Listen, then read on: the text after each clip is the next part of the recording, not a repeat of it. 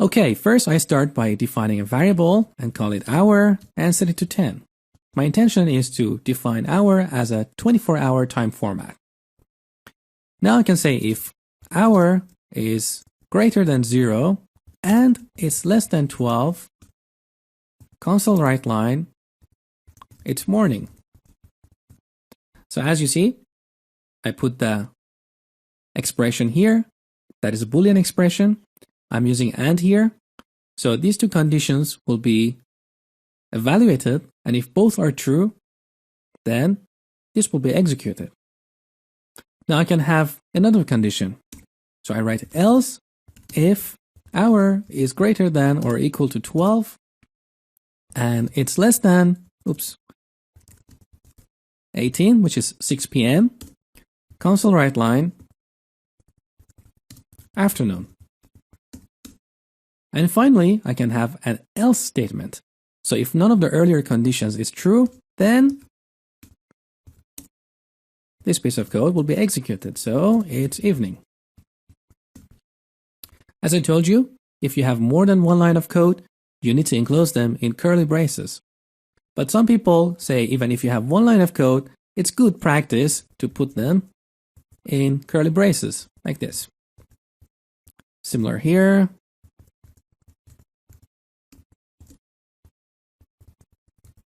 There you go. Let's run this program using Control and F5. So it's morning. In this case, because the hour was 10, this condition was evaluated and it was true, so this piece of code was executed. Now let's take a look at conditional operator. I'm going to change this piece of code. So first, let me clean this up. With ReSharper, we use Control and W to select some piece of code like this. It's really easy. It's much easier than putting the cursor here and using Shift and down arrow like that. So anywhere you are in the code, you can use Control W to select a piece of code or keep extending your selection like this. Okay. Now let's take a look at conditional operator. So I can define a bool, say is gold customer, and set it to true. I want to say if is gold customer,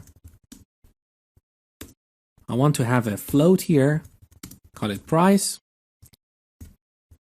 And here I say price is going to be $19.95. Otherwise, price is going to be $29.95. Now I can rewrite this code using a conditional operator. So I would say float price equals, I'll put the condition here, is gold customer, followed by question mark. Now if that condition is true, what do I want? I want $19.95. Else is specified using a colon. The price is going to be $29.95.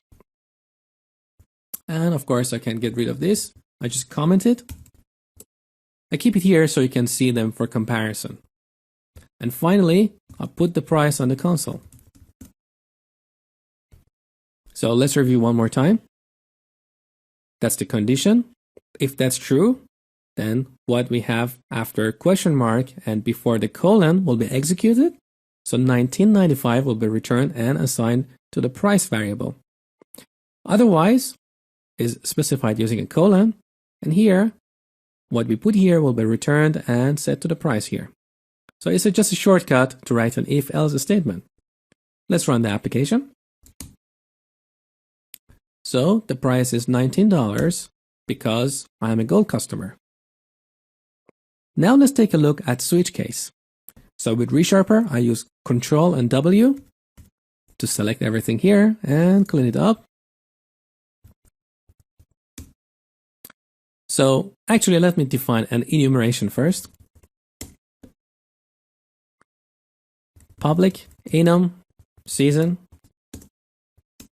So we have 4 seasons: spring, summer, autumn, and winter. In this case, we don't really need to give an explicit value to each of these items here because we are not working with a database or an external application where there is a numerical representation for these seasons. So we just leave it like that. And to keep my code clean, I would like to put this in a separate file. So with ReSharper, what I can do is I put the cursor here, and as you see, I've got this marker here. So with Alt and Enter, I can activate that and press Enter and move it to another file. If you don't have ReSharper, what you need to do is to go to Solution Explorer here, right-click your project, go to Add, New Item, and here you select Class to add a new class. Let's call it Season 2 because I already have a file called season.cs. So I'll put that new class here. Now I'm using an enumeration, not a class. So I can get rid of this. And then I can just go here and copy this piece of code and put it into this file here. So as you see, it's much easier and faster to use ReSharper. All right, I'm just going to get rid of this file and delete it here. Okay, so we define an enumeration called season with 4 values here. Now let's go to program. I'm going to define a variable. This time I'm going to use var, call it season, set it to season.autumn. Now let's put a switch on season. Switch season. So we put the variable in parentheses. Here we have a block, and we can have one or more case statements. I can say if season is season.autumn, display on the console, it's autumn and a beautiful season. I terminate this case block with a break statement. Now I can have another case statement here. If season is summer, console.writeLine, say it's perfect time to go to beach. And break. Finally, I can have a default here. So if the season is none of these values, I can say, I don't understand that season. It's a little bit stupid, but that's just for demonstration. And of course, we need a break statement here. Let's run this application now. So it says it's autumn and a beautiful season. Now let me show you something. Let's say in autumn and summer, we would like to have a promotion. So instead of displaying this message here, we would like to say something like, we've got promotion. And I would like to have the exact same message appear if the season is summer.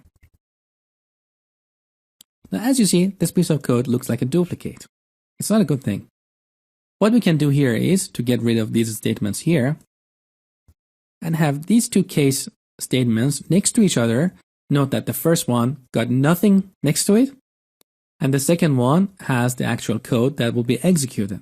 So in this case, what that means is if the season is autumn or summer, then this piece of code will be executed. Let's run the application. We've got promotion. That's it for this video. I hope you enjoyed it, and thank you for watching.